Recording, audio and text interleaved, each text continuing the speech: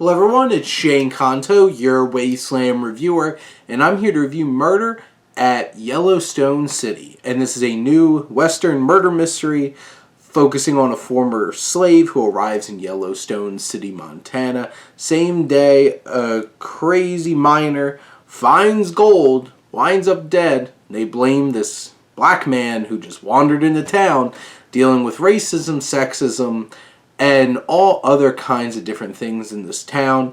And overall, this is your pretty standard Western kind of story.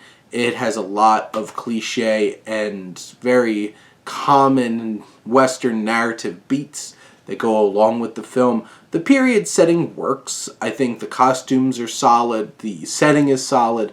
I think those elements work. The film is a bit overlong. This does feel all of its 2 hours and 7 minutes. And I feel like there's certain things that could easily have been, expedited a little bit. But this is really about, who's killing these people for the gold. And, it builds up a solid mystery. Like, when they do the reveal, it's like, oh, okay. I guess narratively why he would be the ideal candidate, or she would be the ideal candidate for this role.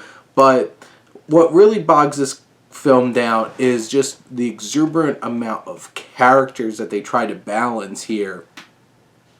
And just keeping it simple, you have Thomas Jane, who is the preacher, who's a former gunslinger, married to Anna Camp, who's trying to help him along the way.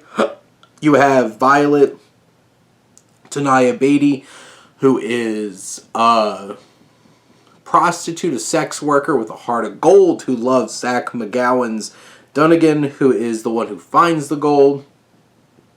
You have Richard Dreyfuss, who plays Edgar, who runs this establishment, and his partner, Mickey, played by John Ailes. You have Isaiah Mustafa, who plays Cicero, this slave who comes into town.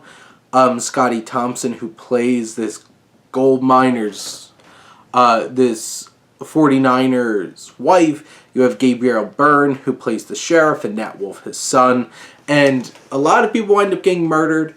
I feel like once they finally make the reveal of it, it's not very shocking who it is. And the way that it played out, it makes it really obvious. It's like, okay, we're tipping our hand here. Bam, there it is. And in general, I think this film just takes its time a little too much. It stretches out this film a little too much. I think the characters, many of which are stock characters, not very interesting characters, and motivations aren't really super convincing. But, it's a charismatic cast. I really love Thomas Jane. He's a great addition to most things. And just in general, I think this film is a solid Western with a solid mystery. It hits certain beats. It tries to have some fun action towards the end, but it does get bogged down in a bunch of repetitiveness. But in general, I think this new Western is something that you could have some fun with, but definitely not something to be like, this train has to come through, or this film has to come through. I have to go see it in theaters. But I do think it has its merits. I think it does a solid job of building up this story and us figuring out what's really going on. But those are my thoughts on Murder at Yellowstone